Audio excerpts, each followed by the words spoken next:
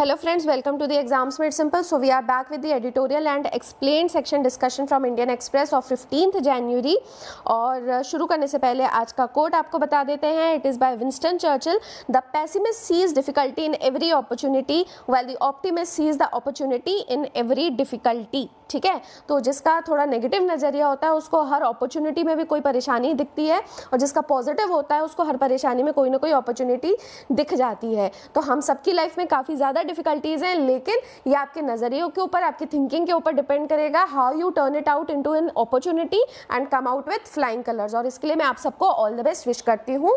And दूसरी चीज़ कि एक चीज़ और हमको ऑब्जर्व करने को मिली है कि many people are trying to attempt the questions which is a very nice thing.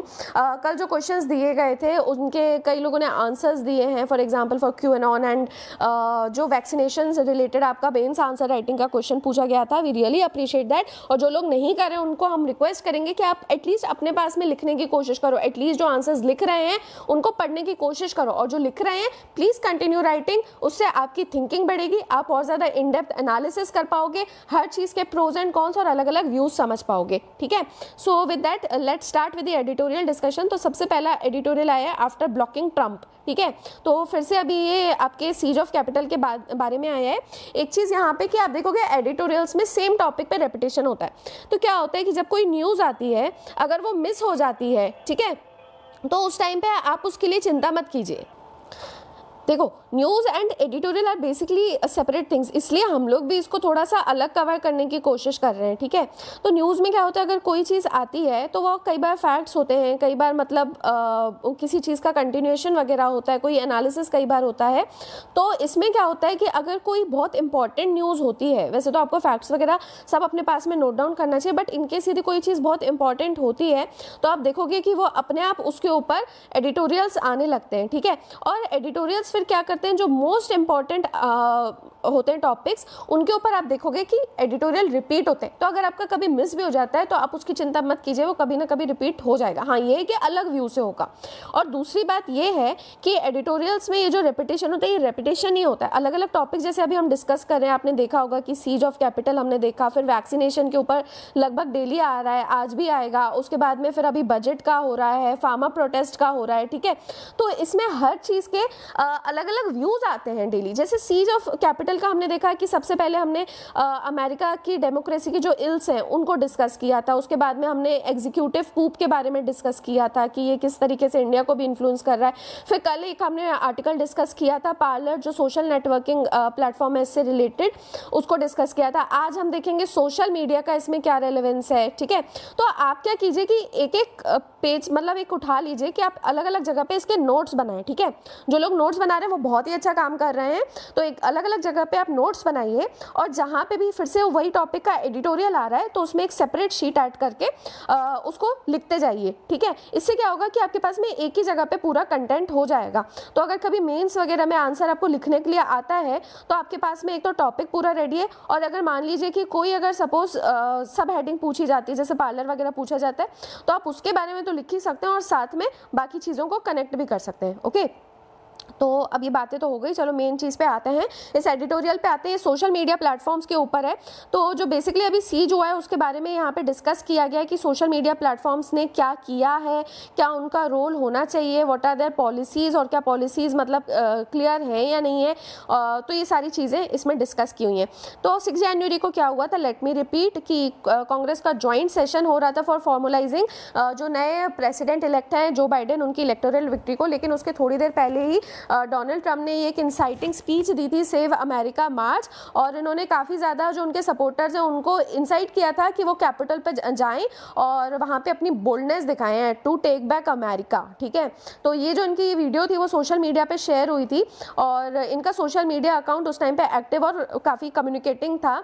तो स्पीकर जो भी सपोर्टर्स थे वो तेज़ी से गए और वहाँ पर उन्होंने बाकायदा अपने सोशल मीडिया प्लेटफॉर्म पर फोटोज़ भी लिए, और उसके बाद में सेल्फीज़ ली पुलिस वालों के साथ में, और उनको सब पोस्ट कर रहे थे. ओके, तो सबसे पहले वैसे सोशल मीडिया कंपनीज ने रिएक्ट तो किया. ठीक है, तो उन्होंने सबसे पहले जैसे जो भी स्पीच थी उसको ब्लॉक कर दिया, और उसके बाद में इनके अकाउंट को सस्पेंड कर दिया. ठीक है, और इनको बार कर दिया that Trump can not use Facebook and Twitter any more. ठीक है, तो अब कुछ लोगों का कहना है कि इस तरीके से क्या सोशल मीडिया को प्रेसिडेंट का अभी भी, क्योंकि वो हैं प्रेसिडेंट, तो क्या कोई अकाउंट या कोई उनका वीडियो इस तरीके से सेंसर करना चाहिए। तो this was seen as a politically biased decision about speech, मतलब कंजर्वेटिव्स का कहना था कि आप एक तरीके से फ्री स्पीच को दबा रहे हो, ठीक है। तो लेकिन अब इनका ये कहना है कि जो स्पीच थी वो पॉलिटिकल ओपिनियन से बाहर निकल चुकी थी और वो इंसाइटमेंट में मतलब लोगों को अब वायलेंस के लिए इंसाइट किया जा रहा था, ठीक है, वहाँ पे आ गई थी। तो हो सकता है कि अगर सोशल मीडिया ने इस वीडियो को उस टाइम पे रहने दिया होता प्लेटफॉर्म पे, तो इससे और ज़्यादा लोग मतलब और ज़्यादा सर्कुलेट होता और ज़्यादा लोग इंसाइट होते। तो ऑथर का कहना है कि और कुछ नहीं तो एटलीस्ट उनको और पहले एक्ट करना चाहिए था और ज़्यादा विजिलेंट रहना चाहिए था। So basically author is saying कि लेकिन सोशल मीडिया कंपनीज जो हैं उनकी पॉलिसीज़ अभी तक जो है दे आर नॉट क्लियर, ठीक है, अभी भी इनकी पॉलिसीज़ क्लियर नहीं है कि ऐसा जब टाइम आए तो उस टाइम पे क्या होना चाहिए, ठीक है। तो सोशल मीडिया कंपनीज हालांकि प्राइवेट कंपनीज हैं, लेकिन उनका इम्पैक्ट बहुत ज़्यादा बड़ा है। ये चीज़ याद रखने वाली है कि प्राइवेट होने के बावजूद पॉपुलेशन पे अभी उनका इम्पैक्ट बहुत ज़्यादा बड़ा है, ठीक है। तो जो यूएन स्पेशल रिपोर्टर थे for freedom of expression David का है, इन्होंने कहा है कि जो प्लेटफॉर्म्स है, सोशल मीडिया प्लेटफॉर्म्स है, they must follow the international human rights law, ठीक है। ये डेविड काय ने कहा है, UN special reporter for freedom of expression की, ठीक है, फ्रीडम ऑफ एक्सप्रेशन होना चाहिए, लेकिन ह्यूमन राइट्स जो लॉ है, खासकर यूएन के जो गाइडिंग प्रिंसिपल्स हैं बिजनेस और ह्यूमन राइट्स को लेके, उनको ऐसे फॉलो करना चाहिए, ठीक है। और सोशल मीडिया कंपनीज भी खुद ये चीज़ को एक्सेप्ट करती हैं, वो मानती हैं कि उनको इस चीज़ को इंश्योर करना चाहिए कि उनका इतना बड़ा फेलियर नहीं होना चाहिए जिससे इतना ज़्यादा हार्म हो जाए। और ये चीज़ हम पहले भी देख चुके हैं सोशल मीडिया फेलियर की during the Rohingya genocide in Myanmar, ठीक है। किस तरीके से इन्होंने उस टाइम पे या तो वही होता है कि जब कवर करना होता है तो प्रॉपर कवरेज नहीं होता है, और कई बार अगर कवरेज होता है तो ऐसी इंसाइटिंग और वायलेंट चीज़ें भी वो हो जाती हैं कि फिर उसका डैमेज अलग ही होता है। तो ये रोहिंग्या जीनोसाइड में भी देखने को मिला था, which happened in Myanmar, okay. अब लेकिन ये भी बात है कि क्योंकि ये एक पब्लिक फोरा है तो ये काफ़ी इंपॉर्टेंट है ऐसे डिस्कशंस, पब्लिक डिस्कशंस होल्ड करने के लिए। वरना आप ये सोचिए कि जो ऐसे कन्वर्सेशंस होते हैं जैसे कोविड-19 का हुआ था, वैक्सीन्स, अबॉर्शन, ऐसे ऐसे इश्यूज होते हैं, LGBTQ, Kashmir issue, marital rape, तो इनके ऊपर पब्लिक डिबेट भी ज़रूरी है। तो ठीक है, जिस तरीके से एक कॉन्स्टिट्यूशनल कोर्ट का काम होता है कि वो बैलेंस बना के रखे फ्रीडम ऑफ एक्सप्रेशन और साथ में कुछ रिस्ट्रिक्शंस भी होने चाहिए, उस तरीके से सोशल मीडिया को भी थोड़ा सा रेगुलेट करना चाहिए, ठीक है। तो अब जैसे फेसबुक का एक ऑल्टरनेटिव सिस्टम आया है, फेसबुक ओवरसाइट बोर्ड, ठीक है। तो आप ये चीज़ याद रख सकते हो, फेसबुक ओवरसाइट बोर्ड भी जो है ये एक ऑल्टरनेटिव सिस्टम आया है, किसका, फेसबुक का है, ठीक है। तो अब इन्होंने डिस्कस किया है यहाँ पे कि सोशल मीडिया प्लेटफॉर्म का इफेक्ट कैसे वेरी करता है। तो इनका पहले कहना है कि ये स्पीकर पे बहुत ज़्यादा डिपेंड करता है, ठीक है, स्पीकर कौन है उसके ऊपर डिपेंड करता है। तो अगर कोई सिटीजन जर्नलिस्ट है या कोई नॉर्मल विसिल ब्लोअर है, अब उसके पास तो और कोई प्लेटफॉर्म है नहीं, वो सोशल मीडिया प्लेटफॉर्म पे ही शेयर करेगा, ठीक है। और लेकिन अगर स्पीकर मान लो यदि कोई हेड ऑफ द स्टेट है, जैसे ट्रम्प था, तो उनके पास में सोशल मीडिया का भी ऑप्शन है और साथ में मास मीडिया का भी ऑप्शन है। भाई वो टीवी वगैरह और ये सब प्रेस रिलीज वगैरह करके इन सब चीज़ों पे, और नहीं तो जिस तरीके से ये रेडियो वगैरह के ऑप्शंस रहते हैं, तो वहाँ पे तो वो अपना अपनी जो भी थिंकिंग है उसको एक्सप्रेस कर ही सकते हैं, ठीक है। तो उनको यहाँ पे डी प्लेटफॉर्म नहीं किया जाएगा, लेकिन अगर कोई विसिल ब्लोअर आता है तो उसको सोशल मीडिया प्लेटफॉर्म से ज़रूर हो सकता है कि डी प्लेटफॉर्म कर दिया जाए, ओके। तो स्पीकर का बहुत बड़ा रोल रहता है। और इसके अलावा जो कम्युनिकेशन है वो इस चीज़ के ऊपर भी डिपेंड करता है कि स्पीकर की बोलने की कैसी है, इन्फ्लुएंस कैसा है और उसकी ऑडियंस कैसी है, ठीक है, इस चीज़ के ऊपर भी डिपेंड करता है। अगर बहुत ज़्यादा अगर कोई इन्फ्लुएंसिंग टाइप का होगा, अगर कोई हेड ऑफ द स्टेट बना है, आप कॉमन सेंस से सोचो तो वो अपने बोलने की पावर से ही बना होगा। जैसे फॉर एग्जाम्पल ट्रम्प है, तो इन लोग तो ऑलरेडी एक मतलब इनकी ओरेटरी स्पीच तो बहुत अच्छी वैसे ही मानी जाती है ना, तो उस टाइम इनका इन्फ्लुएंस तो ज़्यादा ही होगा ऑडियंस के ऊपर। और उसी की जगह अगर कोई विसिल ब्लोअर नया आता है उसी कंटेंट को बोलता है, तो हो सकता है कि उसका इतना बड़ा इफेक्ट ना पड़े। तो अगर ऐसे टाइम पे अगर हेड ऑफ द स्टेट अगर कोई इंसाइटमेंट वाला ऐसा कोई स्पीच देता है तो it can be more dangerous than the ordinary individual, ठीक है। तो इस मामले में तो सोशल मीडिया प्लेटफॉर्म्स क्लियर हैं कि अगर कोई इंसाइटमेंट की बात होती है जहाँ पे डेंजर हो सकता है वायलेंस का, तो उस कंटेंट को क्लियर कर दिया जाए, ठीक है। लेकिन अब दिक्कत कहाँ पे आती है, जब कोई लीडर स्पीच देता है तो लीडर क्या है, वो अपने फॉलोअर्स को तो बिल्कुल वो परसुएट कर सकता है और साथ में उनको ये भी फील करा सकता है कि अगर आप ऐसा कोई वायलेंस करते हो तो इट इज़ राइटियस एंड उसमें मतलब आपको बिल्कुल प्रोटेक्शन रहेगा, ठीक है। अभी जैसे ट्रम्प ने फील कराया कि सीज करना बहुत नॉर्मल है और आपको अपने हक के लिए लड़ना चाहिए एंड ऑल दैट थिंग, तो this creates a sense of impunity, ठीक है। तो इन वर्ड्स को भी आप लिखते जाइएगा और इनको आंसर राइटिंग में यूज़ करने की पूरी कोशिश कीजिए। इम्प्यूनिटी क्या हो जाता है कि आपको परमिट है, मतलब आपको पनिश नहीं किया जाएगा, you would be free from punishment, you won't be punished for such violence. तो इनको एक सेंस ऑफ इम्प्यूनिटी आ जाता है जब कोई ऐसा लीडर इंसाइटमेंट वाली स्पीच देता है, ठीक है। तो सोशल मीडिया प्लेटफॉर्म्स का इसमें बहुत बड़ा रोल आ जाता है, बट अब वही बात है कि कभी भी ये सोशल मीडिया प्लेटफॉर्म्स अपनी पॉलिसी को लेके क्लियर नहीं रहे हैं। हालांकि ट्रंप ने मतलब काफ़ी टाइम से वो इस तरीके की स्पीचेस दे रहे थे और मिड 2020 में जो फेसबुक के एम्प्लॉयज़ हैं उन्होंने एक वर्चुअल वॉकआउट भी किया था, refusing to regulate the US president's inflammatory post, ठीक है। और उसके बाद में फिर ट्विटर ने भी है ना, जो दूसरे एक बार ट्रंप की ही स्पीच आई थी तो उस स्पीच को दूसरे लोगों ने शेयर किया था, ठीक है, by other, it was shared by other people, other post, ठीक है, अदर चैनल्स। तो ट्विटर ने क्या किया कि इनको तो उसने पूरी तरीके से ब्लॉक कर दिया, लेकिन ट्रंप का अकाउंट तब भी चल रहा था तो उसको इन्होंने क्या कहा, इनकी वही पॉलिसी ना क्लियर होने का आपको बात बता रहे। अब ट्विटर का कहना ये था कि ये पब्लिक इंटरेस्ट में है, ठीक है, कि मतलब एक हेड ऑफ द स्टेट का उनको एक लिहाज टाइप था, तो उन्होंने कहा कि ये पब्लिक इंटरेस्ट में, ठीक है। और उसी तरीके से फेसबुक ने भी उसको चलने दिया ये कह के कि उसकी न्यूज़ वर्दीनेस है, ठीक है, यानी वो उसको रिपोर्ट करने के लिए वो वर्दी है, ठीक है। तो न्यूज़ वर्दीनेस एक्सेप्शन कहा, इन्होंने कहा पब्लिक इंटरेस्ट, ठीक है।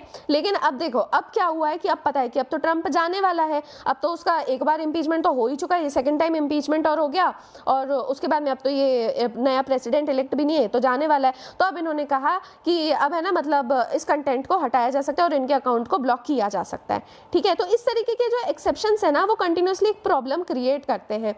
तो अब जैसे ट्विटर ने कह दिया कि अब पब्लिक इंटरेस्ट में ये था कि वो स्पीच सोशल प्लेटफॉर्म पे नहीं रहे, ठीक है, तो बहुत एम्बिग्यूअस था। और उसने भी कह दिया, फेसबुक ने तो और एम्बिग्यूअस टाइप की रीजनिंग दी कि मतलब हालांकि इंसाइटमेंट हो रहा है और लेकिन यहाँ पे न्यूज़ वर्दीनेस प्रोटेक्शन अप्लाई नहीं करेगा क्योंकि इस टाइम पे इंसरेक्शन की बात आ गई है। देखो another term for you, insurrection क्या होता है, जब जो रूलिंग पार्टी या गवर्नमेंट है उसके अगेंस्ट कोई वायलेंस किया जाए। तो फेसबुक ने कहा कि अब तो भाई इंसरेक्शन की बात आ गई थी और तो इसलिए हम लोग को हटाना पड़ेगा। तो अब सवाल ये आता है कि नेक्स्ट टाइम आप क्या करोगे जब इस तरीके का कोई वर्ल्ड लीडर ऐसे प्लेटफॉर्म्स पे वायलेंस वाली स्पीच देगा। आपने तो इसको एक्सेप्शन बोल के अभी अपने आप को बचा लिया, लेकिन कहीं ना कहीं आपने स्पेस छोड़ दिया है कि फिर से आप इस तरीके की अगर कोई वायलेंस वाली न्यूज़ आती है क्या, तो आप उसको फिर से सर्कुलेट कर सकते हो। तो basically they need clear policies in which they commit to a consistent refusal to help heads of state incite violence. कहीं पे भी हेड ऑफ स्टेट को इस तरीके का प्रोटेक्शन ना मिल पाए कि वो वायलेंस क्रिएट कर पाए, ठीक है। Okay, now this article shine the light, ये जेवियर प्रसाद राव का, ये फॉर्मर यूनियन हेल्थ सेक्रेटरी रह चुके हैं। तो वैक्सीनेशन के ऊपर ही है, तो वैक्सीनेशन की हम बात कर चुके हैं और इसमें हमने बताया भी था कि because of lack of transparency and because of opacity, हमने कल बहुत अच्छे से डिस्कस किया था। अगर आपने नहीं सुना तो प्लीज़ जाके देखिए कि किस तरीके से वैक्सीनेशन जो है बहुत ज़्यादा इसकी वजह से पब्लिक के अंदर अंडर कॉन्फिडेंस है और हमारी इंटरनेशनल रेपुटेशन भी जो है वो भी बर्बाद हो रही है, ठीक है। तो इसी के ऊपर यह आर्टिकल है और इसमें कुछ अच्छे टर्म्स भी इन्होंने डिस्कस किए हैं। Let's see it. तो सबसे पहले इन्होंने एग्जाम्पल दिया है ईरान का। वहाँ पे किसी ने कह दिया था कि कोविड-19 से बचने के लिए आप मीथेनॉल का यूज़ कर सकते हो। तो कई सारे लोगों ने मीथेनॉल ले लिया और उसके बाद में वो टॉक्सिक होने की वजह से उन लोगों की डेथ हो गई, ठीक है। तो इस तरीके की मिस इन्फॉर्मेशन इस पेंडेमिक में कई बार देखी गई है, जिसकी वजह से WHO ने इस टर्म को भी कॉइन किया था, दैट इज़ इन्फोडेमिक। इसको अच्छे से याद कर लो, कहीं लिख लो, बार बार कह रही हूँ, लिख लो कहीं पे, ठीक है। तो इन्फोडेमिक यानी गलत इन्फॉर्मेशन जो आपको पेंडेमिक से रिलेटेड मिले, ठीक है। तो मिस इन्फॉर्मेशन फ्लोज जो हैं वो ऐसे मास इम्यूनाइजेशन प्रोग्राम्स में रहते ही हैं और इसका असर मतलब हर बार देखने को मिला है जब भी इम्यूनाइजेशन प्रोग्राम्स किए जाते हैं। अब पेंडेमिक का स्केल बहुत बड़ा होता है, तो इस वजह से इस टाइम पे मिस इन्फॉर्मेशन का बहुत ज़्यादा ख्याल रखना पड़ेगा। तो it is in a hyper connected world, तो जहाँ पे वायरस के बारे में इतना ज़्यादा हमें पता भी नहीं है और लोग ऑलरेडी बहुत ज़्यादा एंग्शियस है, ठीक है। और अब इसकी कई सारी कॉन्स्पिरेसी थ्योरीज भी आ चुकी हैं वैक्सीन्स को लेके कि मतलब उसमें माइक्रोचिप्स डाली जा रही हैं ताकि है ना लोगों को ट्रैक किया जा सके, उनकी इन्फॉर्मेशन शेयर की जा सके, और mRNA टेक्नोलॉजी का यूज़ किया जा रहा है जिससे है ना DNA को आप ऑल्टर कर सकते हो। तो इस तरीके की जो मिस इन्फॉर्मेशन है उसको मतलब उसको काउंटर करना बहुत ज़्यादा ज़रूरी है साइंस बेस्ड इंफॉर्मेशन से। और ऑथर का कहना है कि ऐसी लैंग्वेज में आपको करना चाहिए कि ताकि जो नॉर्मल सिटीजन्स हैं और फैमिलीज़ और कम्युनिटीज़ हैं वो भी इसको समझ पाएँ, ठीक है। तो साइंटिफिक बेस्ड नॉलेज से इसको काउंटर करना भी ज़रूरी है और लैंग्वेज भी ऐसी होनी चाहिए कि सिटीजन्स इसे समझ पाए। क्यों? Because the people have the right to know कि वैक्सीन में क्या है, ठीक है, व्हाट इज़ इन इट, और कैसे उसको एडमिनिस्टर किया जाएगा, उसको फिर वो किस तरीके से बॉडी पे काम करेगी, क्या रिएक्शंस होंगे। इससे रिलेटेड एक और आपको आज एक्सप्लेन सेक्शन में आर्टिकल देखने को मिलेगा, उससे आपके भी डाउट्स जो है वैक्सीनेशन को लेके क्लियर हो जाएंगे, ठीक है।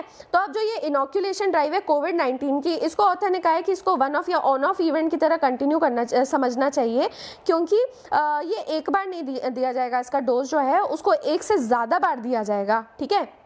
तो बेसिकली ये एक जर्नी है वैक्सीनेशन की, जब तक कि जो इंसान है वो इम्यूनिटी नहीं डेवलप कर लेता है, ठीक है। और इसमें खासकर सबसे ज़्यादा मेजर रोल किसका रहेगा? जो फर्स्ट सेट ऑफ पीपल होंगे जिनको ये वैक्सीन सबसे पहली बार में मिलेगी, ठीक है। तो इस वजह से क्रेडिबल इंफॉर्मेशन जो है वो देना बहुत ज़रूरी है, और केवल गवर्नमेंट इसमें अपना गवर्नमेंट का रोल नहीं है, गवर्नमेंट अकेले नहीं कर पाएगी, इसमें कई सारे इंडिपेंडेंट एक्टर्स की ज़रूरत है। फॉर एग्जाम्पल अकेडमिया की इसमें ज़रूरत है, उसके बाद में जो दूसरे ऑर्गेनाइजेशंस होती हैं, सिविल सोसाइटी वाले होते हैं, इन लोगों की ज़रूरत है। क्यों? और जैसे और इसके अलावा हाँ, रिलीजियस लीडर्स भी काफ़ी अच्छा रोल प्ले कर सकते हैं। भाई मिस इन्फॉर्मेशन क्रिएट करने के लिए भी इन्होंने काफ़ी अच्छे रोल प्ले किए हैं कि भाई कोविड कुछ नहीं है, और उसके बाद में आप केवल उसका काउडंग का धुआं करो तो उससे वो हो जाएगा, कोविड भाग जाएगा। उसके बाद में अगर आप अपने पास में नाइफ वगैरह रखोगे तो आसपास कोविड के जो भी कीटाणु हैं उसको आप ख़त्म कर सकते हो। तो इस तरीके की मिस इन्फॉर्मेशन जब इन्होंने क्रिएट किया है तो आज मतलब इनका रोल ये भी बनता है कि सही जानकारी वैक्सीन के बारे में लोगों को दें, ठीक है। और इसकी वजह क्या है? क्योंकि इनका जो प्रेजेंस है वो काफ़ी स्ट्रॉन्ग है और काफ़ी ज़्यादा इन्फ्लुएंस डालते हैं ये, ठीक है। तो सोसाइटी बेस्ड अप्रोच ही है जो वैक्सीनेशन ड्राइव को सक्सेसफुल बना सकती है, ठीक है। और इसके अलावा गवर्नमेंट को ये भी बताना चाहिए कि आपको वैक्सीन लेनी है या नहीं लेनी है, ये कम्प्लीटली वॉलेंटरी डिसीजन है, ठीक है। और ये आपके हेल्थ के इंटरेस्ट में है, आपकी फैमिली के इंटरेस्ट में, ये आपको बता सकते हैं, लेकिन ये आपकी खुद की एक रिस्पॉन्सिबल चॉइस है कि आप उसको करना चाहते हो या नहीं करना चाहते हो, लेना चाहते हो नहीं लेना चाहते हो, ठीक है। तो जो पोलियो का हमारा जो ड्राइव हुआ था उसमें भी जो कंट्री की विक्ट्री थी उसका मेन रीज़न यही था कि जो कम्युनिटी लीडर्स थे उन्होंने बहुत ज़्यादा, वही civil society organisations, religious head, इन लोग ने बहुत ज़्यादा सपोर्ट किया था, इनका ट्रस्ट बहुत ज़्यादा है, इनकी लोगों में क्रेडिबिलिटी बहुत ज़्यादा है, और ये साइंटिफिक मैसेज को इस तरीके से पहुंचा भी देते हैं कि लोग मान जाते हैं, ठीक है। तो इस तरीके के नेटवर्क खासकर हेल्प कर सकते हैं सोशियो इकोनॉमिकली डिसएडवांटेज जो सेक्शंस हैं, ठीक है। ये टर्म आप कई बार सुनोगे, कई बार सुन भी चुके होंगे। तो जो सोशियो इकोनॉमिकली डिसएडवांटेज सेक्शन है उन तक पहुंचने के लिए इन नेटवर्क्स का यूज़ किया जाना चाहिए। रूरल एरियाज़ में लोगों तक पहुंचने के लिए भी इसका यूज़ किया जाना चाहिए। और इसमें इन लीडर्स, इन कम्युनिटी लीडर्स के अलावा एक और इम्पॉर्टेंट फैक्टर है, वो है मीडिया और इंटरनेट। मीडिया और इंटरनेट को भी इसमें काफ़ी ज़्यादा हेल्प करनी चाहिए कि जो सही इन्फॉर्मेशन है वो लोगों तक पहुंच सके, ठीक है। और इसके अलावा गवर्नमेंट को विजिलेंट भी रहने की ज़रूरत है ऑफ एडवर्स इवेंट्स। ये कल भी हमने डिस्कस किया था।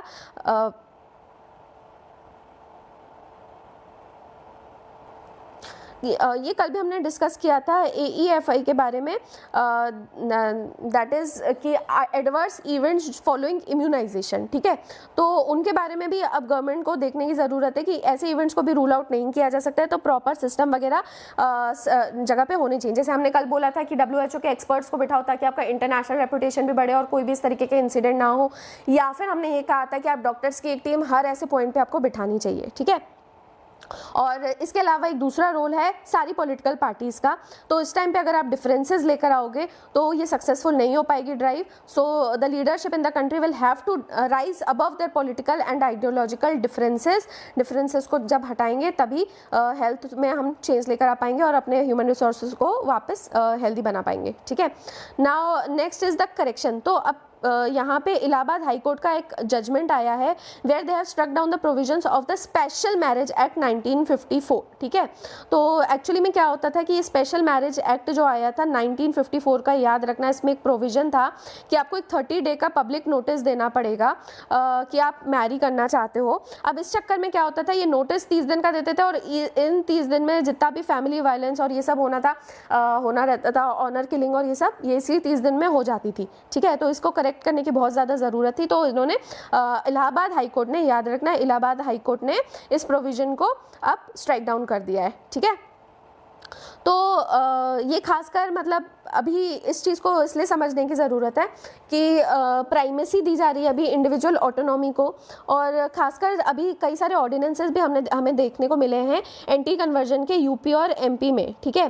तो जहाँ पे मतलब उन्होंने बिल्कुल लाइसेंस दे दिया है कि स्टेट इंट्रूड कर सकती है आपके पर्सनल रिलेशनशिप्स में in the name of love जिहाद। तो ऐसे टाइम पे ये चीज़ आई है तो बहुत इंपॉर्टेंट है। और एक और बात, लॉ कमीशन ने 2012 में भी ये चीज़ कही थी, इसी तरीके का रिकमेंडेशन दिया था कि जो भी इस तरीके का इंटरफेरेंस होता है कास्ट असेंबलीज के द्वारा, तो कभी भी अगर सगोत्र यानी कि इंटरकास्ट इंटर रिलीजियस मैरिजेस होती हैं तो उस टाइम पे इन सब चीज़ों को चेक करने की ज़रूरत है। मतलब एक तरीके से जो दूसरे कास्ट असेंबलीज आके हाई एंडेड और अनवारंटेड इंटरफेरेंस करते हैं, ये चीज़ को अलाउ नहीं करना चाहिए इंटरपर्सनल जो आपका पर्सनल रिलेशनशिप है उसमें, ठीक है। तो ये जो अब एक्ट आया था स्पेशल मैरिज एक्ट 1954 का, एक्चुअली में इसका थ्योरेटिकली ये आया इसलिए था ताकि इंडियन सिटीजन्स को एक तरीके से स्कोप देने के लिए कि आप इंटर रिलीजन या इंटर फेथ मैरिज जो है वो आप कर सकते हो। लेकिन बस ये कि एक ये जो प्रोविजन था 30 दिन वाला, इस चक्कर में वायलेंस वगैरह बहुत ज़्यादा हो रहा था। उसी तरीके से अब जैसे यूपी का आया है prohibition of unlawful conversion of religious ordinance 2020, तो अब इन्होंने कह दिया है कि अगर आप मैरिज की वजह से रिलीजियस कन्वर्जन कर रहे हो तो ये एक क्राइम है, और इन्होंने तो और ज़्यादा इसको खतरनाक बना दिया, यानी स्पेशल मैरिज एक्ट 1954 से भी ज़्यादा खतरनाक बना दिया है। इन्होंने कहा है कि आप 60 डे का नोटिस दोगे टू द डिस्ट्रिक्ट मैजिस्ट्रेट, ठीक है, और उसके बाद में एक पुलिस इंक्वायरी की जाएगी यह सर्टेन करने के लिए कि आपका कन्वर्जन क्यों हो रहा है, ठीक है। तो इससे क्या होगा, इससे वही होगा कि फिर से ये विजिलेंटी ग्रुप्स एक्टिव हो जाएंगे और सारे जितने भी ये सब नाटक होते हैं सारे होने लगेंगे। I hope you understand that, okay. तो नाउ हाई कोर्ट का जो जजमेंट है, it reaffirms the first principles that accord constitutional protection to this minority. Minority क्यों कह रहे हैं, क्योंकि इस तरीके के इंटरफेथ यूनियंस जो हैं, इंटर रिलीजन जो मैरिजेस होती हैं, बहुत ही मतलब कम इवेंट्स ऐसे होते हैं, तो अभी भी ये मैरिजेस की माइनॉरिटी में है। तो इस माइनॉरिटी को बचाने के लिए इन्होंने इसको स्ट्राइक डाउन किया है। और इससे एक और चीज़ फिर से देखने को मिलती है कि सुप्रीम कोर्ट के इस तरीके के जजमेंट्स कैसे आए हैं, जिन्होंने जो सोसाइटल मेडलिंग होती है पर्सनल अफेयर्स में उसको कैसे पुशबैक किया है। तो ये इसलिए इंपॉर्टेंट है, ये आर्टिकल एक्चुअली आपसे इसलिए शेयर किया जा रहा है क्योंकि इसमें दूसरे रेफरेंसेस भी दिए गए हैं, ठीक है। तो जैसे सुप्रीम कोर्ट का जजमेंट आया था to recognise the right to privacy as a fundamental right, तो ये जो Puttaswamy versus union of India में इनका आया था, ठीक है, राइट टू प्राइवेसी को दिया था। उसके बाद में इन्होंने right to choose one's partner Hadiya का केस आया था, उसमें भी इन्होंने अपना रूलिंग इसी फेवर में दी थी कि इनको मेडलिंग की ज़रूरत नहीं है। और उसके बाद में जो इन्होंने अब होमोसेक्सुअलिटी को डीक्रिमिनलाइज किया है, तो ये भी इसी चीज़ के ऊपर है, ठीक है। तो ये रेफरेंसेस आपको याद रखने हैं, right to privacy, right to choose partner, decriminalization, और अब स्पेशल मैरिज एक्ट 1954 का ये 30 डे वाला प्रोविजन इन्होंने स्ट्राइक डाउन कर दिया है, ठीक है। सो इस तरीके से एक चेन ऑफ डिसीजंस देखने को मिलती है जो कि ग्रो होती जा रही है, और उसमें पर्सनल लिबर्टी और प्राइवेसी को फंडामेंटल रखा जा रहा है, ठीक है। Now the next editorial is on peace challenge. तो अब क्या हुआ है कि यूएस में जो अभी ट्रांजिशन हुआ है पावर का, ठीक है, तो अब फिर से काबुल और दिल्ली के लिए विंडो खुल गई है to talk about Afghan process to Washington. तो बेसिकली इसमें अफगान का जो चल रहा था मुद्दा, उस चीज़ के ऊपर डिस्कस किया गया है। तो ये एक बहुत बड़ा पॉलिसी चैलेंज है बाइडेन एडमिनिस्ट्रेशन के लिए कि अफगान प्रोसेस को आगे कैसे लेके जाया जाए, ठीक है। तो पहले एक्चुअली में एक डिस्कशन ऑलरेडी हो चुका है अफगान की गवर्नमेंट और तालिबान और यूएस को लेके, ठीक है, और इसको खासकर इसमें रहे थे आपके ज़ालिना खलीलज़ाद, ठीक है। तो उन्होंने इनके बीच में ये रिप्रेजेंटेशन उनका खासकर इसी में ही रहा है, he is an Afghan American, तो उन्होंने खासकर इसको बहुत ज़्यादा इसमें रिप्रेजेंट किया है। और वहाँ पे एक अग्रीमेंट हुआ था कि यूएस जो है वो ज़्यादातर ट्रूप्स जो है अपने अफगानिस्तान से हटा लेगा, ठीक है। और इसके साथ में तालिबान ने भी ये कहा है कि वो अपना कोऑपरेशन देगा इन Afghan political parties and other stakeholders, ताकि वापस पीस लेकर आया जा सके इस रीजन में, ठीक है। बट अब क्या है इसमें है ना, दो हम वरीज देखेंगे, एक तो अफगान गवर्नमेंट की, ठीक है, क्योंकि अब वो लोग तो वहीं रह रहे हैं भाई, यूएस तो चला जाएगा, उनको तो यहीं रहना है। और दूसरा एक इंडिया की, हम अपनी भी देखेंगे, ओके। तभी हमने हमारे यहाँ के न्यूज़पेपर में इस चीज़ को डिस्कस करने का उठाया, ठीक है। तो जो गवर्नमेंट ऑफ यहाँ की है, अफगानिस्तान की गवर्नमेंट है, वहाँ के प्रेसिडेंट अशरफ गनी जो है वो खासकर इस प्रोसेस को लेके काफ़ी वेरी हैं, काफ़ी कॉन्शियस हैं स्टार्टिंग से लेके।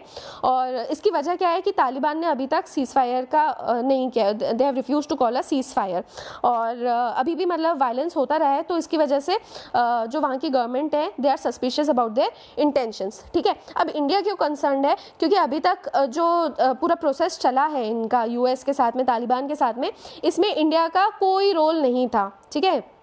तो इसकी वजह से क्या हुआ कि अब पाकिस्तान का तो था, पाकिस्तान का कैसे था, वहीं से जुड़े हुए हैं ये सारे तालिबान वाले और हक्कानी वगैरह, ठीक है। तो उन्होंने अपने इन्फ्लुएंस को यूज़ किया और तालिबान को वो लेकर आए टेबल पे, तालिबान को टेबल पे लेकर आने वाले पाकिस्तान गवर्नमेंट ही थी।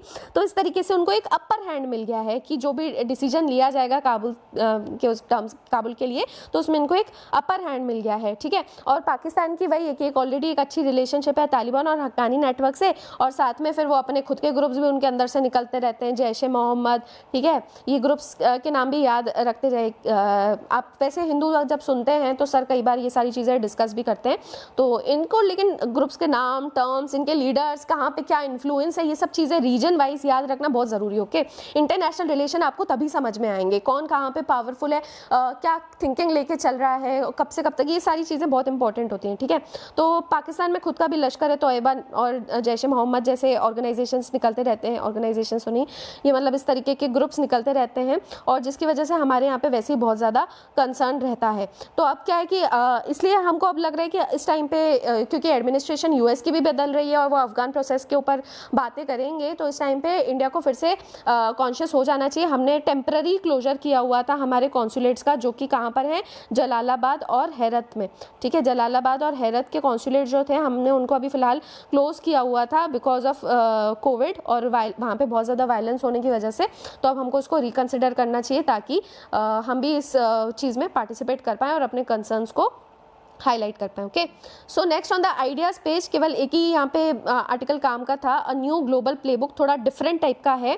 एक्चुअली में एक रिपोर्ट आई है जिसके ऊपर ये आर्टिकल लिखा गया है। It is written by Kate Sullivan de Estrada, काफ़ी अच्छा नाम है, and she is an associate professor of the international relations of South Asia on from University of Oxford. आज यूनिवर्सिटी वालों ने काफ़ी दिए, यूनिवर्सिटी ऑफ ऑक्सफोर्ड की थी। और जो पहला आर्टिकल भी हमने पढ़ा था चिन्मयी अरुण का, तो she was from the society at Harvard university, okay. तो अब इसमें इन्होंने क्या डिस्कस किया है, इन्होंने बेसिकली ये बताया है कि एक रिपोर्ट आई है, ठीक है, चैथम हाउस रिपोर्ट जिसको कहा जा रहा है, और ये एक century old UK based policy institute है चैथम हाउस, और उसको Royal Institute of International Affairs भी कहा जाता है। प्लीज़ इसको याद रखना, नोट डाउन कर लो। चैथम हाउस रिपोर्ट आई है और इसमें इन्होंने इंडिया को काफ़ी डिफ़िकल्ट कंट्री कहा है, ठीक है। तो इन्होंने एक ब्लूप्रिंट प्रपोज किया है इसमें कि ब्रिटेन की फ्यूचर पॉलिसी क्या होनी चाहिए आफ्टर ब्रेग्जिट, और इस रिपोर्ट का नाम जो उन्होंने दिया है वो दिया है ग्लोबल ब्रिटेन ग्लोबल ब्रोकर, ठीक है, global Britain and global broker, okay. याद रखना चैथम हाउस रिपोर्ट है, ठीक है। तो इनका कहना है कि ब्रेग्जिट के बाद भी ब्रिटेन अगर चाहे तो काफ़ी ज़्यादा इंटरनेशनली इन्फ्लुएंशियल रह सकता है।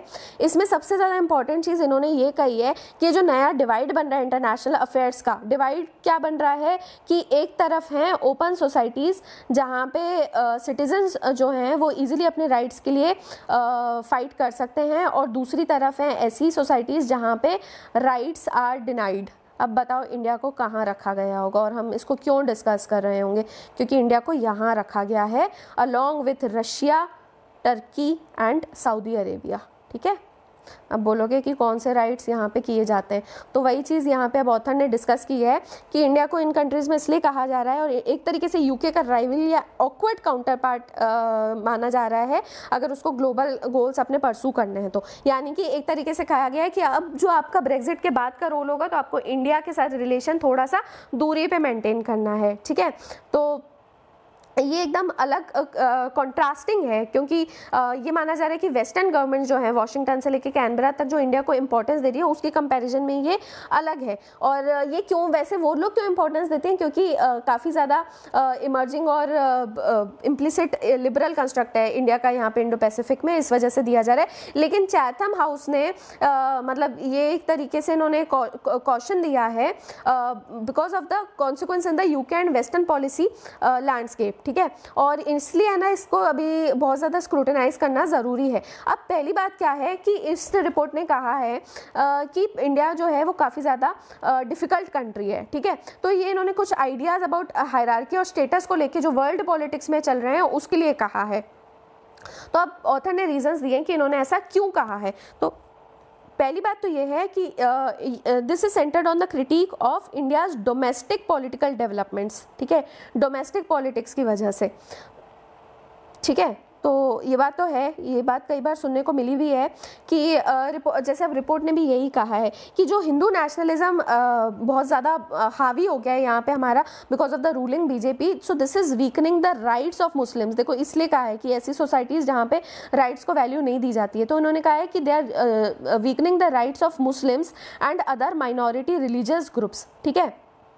तो इसकी वजह से क्या हो रहा है कि it is going towards an intolerant majoritarianism replacing the vision of a secular democratic India bequeathed by Nehru. तो नेहरू का जो सिक्युलर विजन था उसके अगेंस्ट अब हम किस तरफ जा रहे हैं, मेजॉरिटेरियनिज्म की तरफ जा रहे हैं। तो इन्होंने पूरी तरीके से जो डोमेस्टिक पॉलिटिक्स है उसके ऊपर डाल दिया है, ठीक है। और दूसरा जस्टिफिकेशन अब इन्होंने क्या दिया है कि क्यों इंडिया से थोड़ी दूरी रखनी चाहिए, क्योंकि इंडिया का कहना है इस रिपोर्ट का कहना है कि यूके अभी तक जो था वो है ना यहाँ की जो एशिया पैसिफिक की कंट्रीज़ है उनको सपोर्ट कर रहा था डेमोक्रेसीज़ को, ताकि वो चाइना के अंडर सबवर्ट ना हो, ठीक है। तो चाइना से सबसर्वियंस को बचाने के लिए यूके इनको सपोर्ट कर रहा था। लेकिन इंडिया जो है वो बोलता तो है कि वो डेमोक्रेसी का सपोर्टर है, लेकिन उसका जो लिबरल डेमोक्रेसी की तरफ सपोर्ट है दैट इज़ एम्बीवेलेंट, ये रिपोर्ट कह रही है, ठीक है।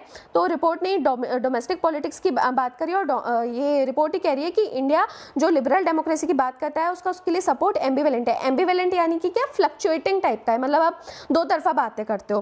वही है कि आपके यहाँ पे खुद आप अपने स्टेट्स में आपके यहाँ पे राइट्स अब्यूज़ हो रहे हैं, ठीक है। तो आप दिखाते हो, शो करते हो कि आप वेस्टर्न लिबरलिज्म की तरफ हो, लेकिन आप एक्चुअली में नहीं हो, क्योंकि आपके अंदर की कंडीशंस कुछ और ही हैं, ठीक है। So this goes against India's echo. तो इंडिया का वही कहना है कि वेस्टर्न लिबरलिज्म, बट इसमें वही डिसअपॉइंटमेंट है कि despite being the world's largest democracy और ये लिबरली काफ़ी ज़्यादा वीक है, ठीक है। तो इंडिया वही एम्बिवेलेंट सपोर्टर है और ये, लेकिन इनका ये भी कहना है कि आज की बात नहीं है, ये काफ़ी पहले से चल रहा है, ये अभी की लीडरशिप की बात नहीं है, ओके। एंड ठीक है। तो बेसिकली इंडिया जो है वो एक अपने रोल को अडॉप्ट नहीं कर रहा है, अपनी रिस्पॉन्सिबिलिटीज़ को अडॉप्ट नहीं कर रहा है of being a committed democracy. अब अभी तक इन्होंने देखो उस रिपोर्ट के बारे में बताया, अब जो ऑथर है वो अब इंडिया को ही कैसे डिफेंड कर रही है वो देखो कि आप केवल है ना इंडिया को दोष नहीं दे सकते हो। ब्रिटेन जो है वो किससे अलग हो रहा है, अभी तक जिसको सबसे ज़्यादा पावरफुल माना जाता था डेमोक्रेटिक्स का मॉडल, यूरोपियन मॉडल, उसी यूरोपियन मॉडल से ब्रिटेन अलग हो रहा है, ठीक है। तो आप पहले खुद को देखो, दूसरों को, मतलब आप इंडिया को कहने से पहले। तो इसकी वजह से जो इंटरनेशनल ऑर्डर है अर्ली 21st सेंचुरी का, उसको हमें देखना ज़रूरी है। तो ऑथर का कहना है ये जो इक्वालिटी और सोवरेंटी की बात होती भी है, so that is basically a myth, ठीक है। तो इंडिया को इस तरीके से क्यों देखा जा रहा है अब वो बताएंगे, ठीक है। तो एक इन्होंने जिक्र किया है एडम गेटाच्यू की बुक का, वर्ल्ड मेकिंग आफ्टर एम्पायर, ठीक है, वर्ल्ड मेकिंग आफ्टर एम्पायर।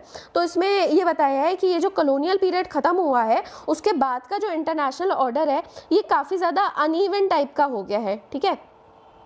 तो बोलते तो इंटीग्रेशन इंटरैक्शन की बात करते हैं, लेकिन जो राइट्स वगैरह हैं उस वो काफ़ी ज़्यादा अनइवनली डिस्ट्रीब्यूटेड है।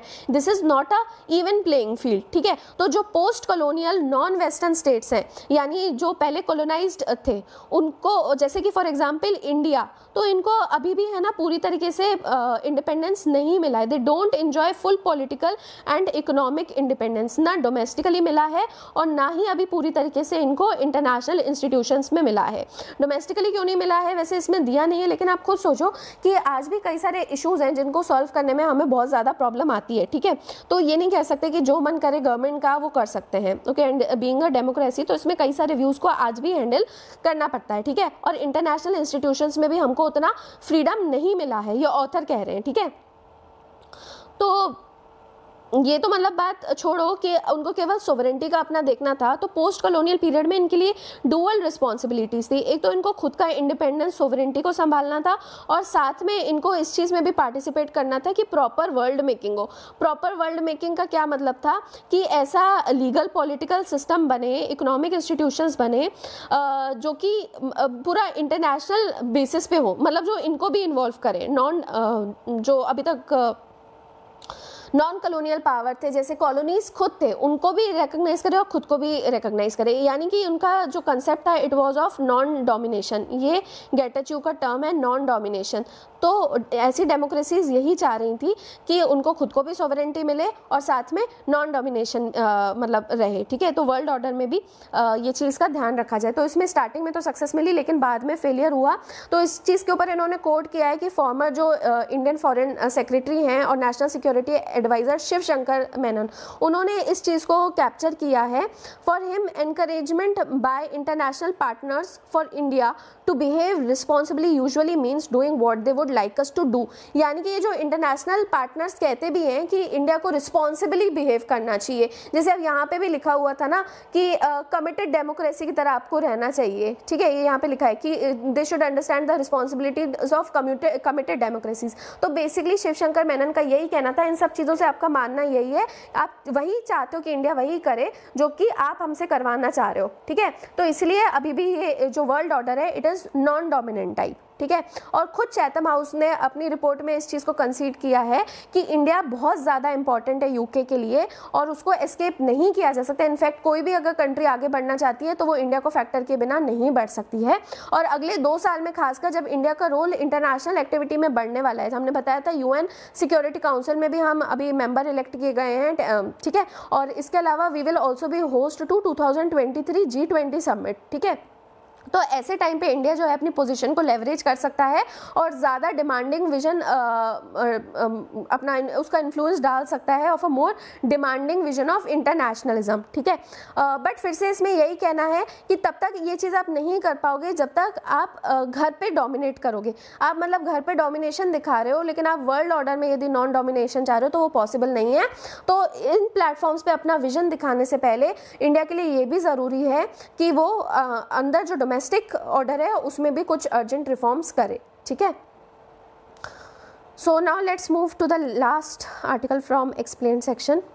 ये है who gets vaccine and how, ठीक है। तो अब बेसिकली हेल्थ मिनिस्ट्री ने एक फैक्ट शीट बताई है, एक फैक्ट शीट दी है जो 2 नई वैक्सीन आई हैं कोवैक्सीन और कोविशील्ड को लेकर। और तो अब उसके बारे में सारी चीज़ें बताइए कि क्या एक्सेप्शंस हैं, क्या प्रिकॉशंस हैं, और उन्हीं चीज़ों को यहाँ पे डिस्कस किया है। तो जो अभी हम बता रहे थे ना कि साइंटिफिक कम्युनिटी का पार्ट बन जाता है और मीडिया का पार्ट बन जाता है, तो बेसिकली यहाँ पे इंडियन एक्सप्रेस ने वही किया है कि आपको बताने की कोशिश करी है कि ये वैक्सीन्स आपके लिए क्या क्या, मतलब किसको लेनी चाहिए, किसको नहीं लेनी चाहिए, और सारी चीज़ें बताई हैं, ठीक है।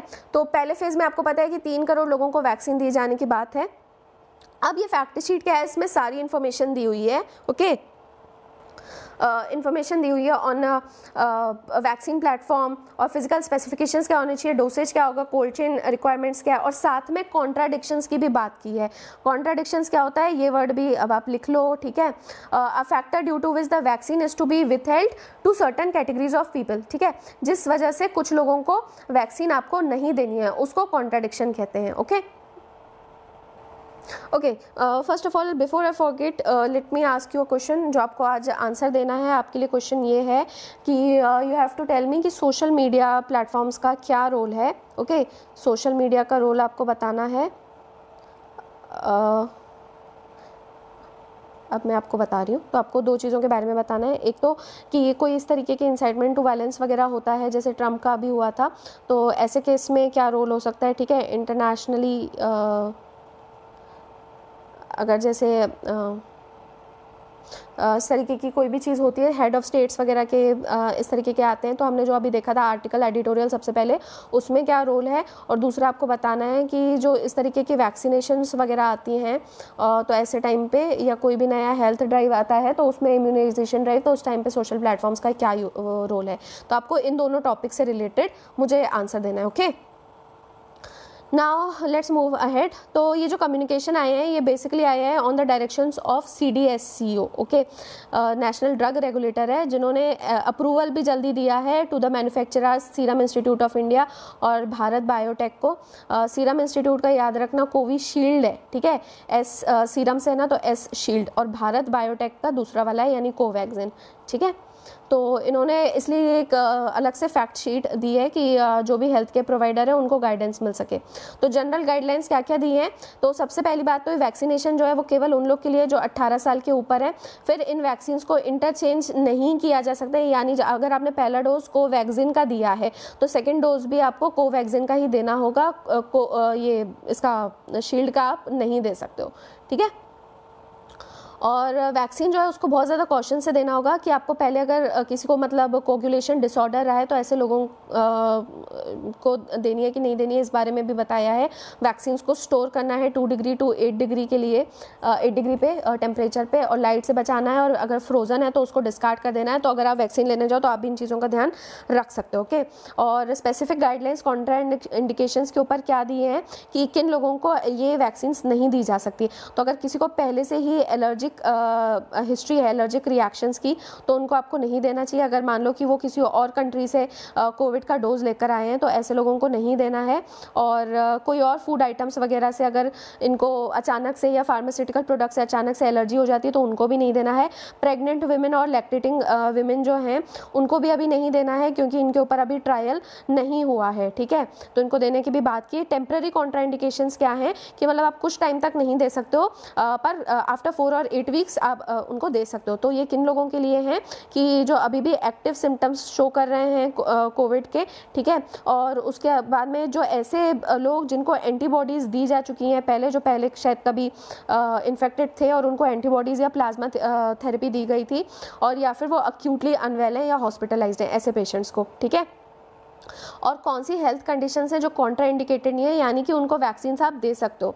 तो अगर पहले किसी को वैक्सीन दी, पहले कोई कोविड पॉजिटिव रह चुका है तो आप उसको दे सकते हो, कोई दिक्कत नहीं। दूसरी कोमॉर्बिडिटीज़ हैं, कार्डियक, न्यूरोलॉजिकल, पल्मोनरी, मेटाबॉलिक, तो आप उनको भी दे सकते हो। अगर इम्यूनो डेफिशिएंसी या फिर HIV वगैरह रह चुका है तो आप ऐसे लोग को भी वैक्सीन दे सकते हो। अब पॉसिबल एडवर्स रिएक्शंस क्या इन्होंने बताए हैं, तो कोविशील्ड के लिए इन्होंने बताया है कि माइल्ड एडवर्स रिएक्शन हो सकते हैं जो नॉर्मल वैक्सीन से आते हैं, कि साइट टेंडरनेस, जहाँ लगाया वहाँ पे थोड़ा सा दर्द होना, injection site path, headache, fatigue, myalgia क्या होता है, डीप मस्कुलर पेन होता है, मलाइस यानी कि डिस्कम्फर्ट फील करना, पायरेक्सिया यानी कि फीवर टाइप आना, चिल्स, आर्थरेल्जिया यानी जो जॉइंट्स हैं वहाँ पे दर्द होना। ठीक है, और ऐसे टाइम पे आप पैरासीटामोल दे सकते हो। रेयर इवेंट्स क्या है, तो उन्होंने यहाँ पे एक और चीज़ अब बताइए, बायोलॉजिकल टर्म है, ये भी याद रख लो, माइलिन और डीमाइलेशन क्या होता है। ठीक है, तो जो हमारी बॉडी में नर्व्स होती हैं वो एक प्रोटेक्टिव लेयर से कवर्ड होती है जिसको माइलिन कहते हैं। ये एक नेटवर्क होता है इलेक्ट्रिक वायर्स का जो कि मैसेज ट्रांसमिट करता है from the brain smoothly through the body. ठीक है, तो जब ये डैमेज हो जाता है तो उस टाइम पे डीमाइलिनेटिंग डिसऑर्डर हो जाता है। ठीक है, तो डीमाइलिनेटिंग डिसऑर्डर हो जाता है, और इस तरीके के कुछ एक्चुअली में इवेंट्स देखे गए हैं कोविशील्ड से रिलेटेड, तो इसलिए इस चीज़ का ध्यान रखना होगा। ठीक है, और अब कोवैक्सिन से रिलेटेड क्या बताया, वही injection site pain, body ache, nausea, vomiting, dizziness, sweating, cold cough हो सकता है। रेयर इवेंट्स अभी तक कुछ नहीं है, पर भारत बायोटेक जो है उसने ये कहा है कि अगर जैसे वैक्सीन दी जाती है तो उससे बेसिकली क्या होता है, वो वैक्सीन का काम ये होता है कि वो बॉडी में एंटीबॉडी रिस्पॉन्स को जनरेट करती है। ठीक है, एंटीबॉडी रिस्पॉन्स ट्रिगर करती है। तो अगर किसी को पहले से ड्रग्स के फॉर्म में यदि क्लोरोक्विन या फिर कॉर्टिकोस्टेरॉइड्स दिए गए होंगे तो हो सकता है कि वो एंटीबॉडी रिस्पॉन्स जनरेट ना कर पाए। ठीक है, तो ये चीज़ इन्होंने कही है। और अभी तक कैसा परफॉर्म किया है वैक्सीन ने, अगर देखा जाए तो अभी तक सेफ ही है। हाँ, पर ये है कि स्मॉल सेक्शन में एडवर्स इवेंट एनाफिलेक्सिस देखा गया। एनाफिलेक्सिस हमने कल भी डिस्कस किया था। ये एक severe life threatening allergic reaction होता है जो कि वैक्सीनेशन के बाद कभी कभी रेयरली मतलब आता है। ठीक है, तो ये सारी चीज़ों का ध्यान रखना है एंड दैट इज़ ऑल। यहाँ पे ट्रम्प को इम्पीच करने की बात कही गई है, but what's the point now, तो बेसिकली ये कहा गया कि दूसरी बार इम्पीच किया जा रहा है। ऐसा पहली बार यूएस की हिस्ट्री में हो रहा है कि किसी प्रेसिडेंट को 2 बार इम्पीच किया जा रहा है, और वो भी तब जब वो 19 तारीख को उनका लास्ट वर्किंग डे है। बट ये कह रहे हैं व्हाट्स द पॉइंट नाउ, तो डेमोक्रेट्स का कहना है कि ताकि आने वाले लोगों को भी एक लेसन मिल जाए कि इस तरीके की हरकतें नहीं करनी है। ठीक है, और गोल्ड का यहाँ पे दिया हुआ है, तो गोल्ड ने अभी काफ़ी ज़्यादा हाई रिटर्न दिया, तो अब ये इसमें यहाँ पे डिस्कस किया है, ट्रेंड्स बेसिकली डिस्कस किए कि क्या हाई रिटर्न्स आएंगे। तो इसमें कहा है कि हाँ, अभी जो मतलब लोगों का कहना है, एक्सपर्ट्स का कहना है वो यही है कि हो सकता है कि इसका प्राइस जो है वो 65,000 पर 10 ग्राम्स तक जाए। So that was all from this sections today, और आई होप आपको अच्छा लगा होगा। अच्छा लगा तो प्लीज़ लाइक कीजिए, शेयर कीजिए, सब्सक्राइब कीजिए, and thanks for watching and have a nice day.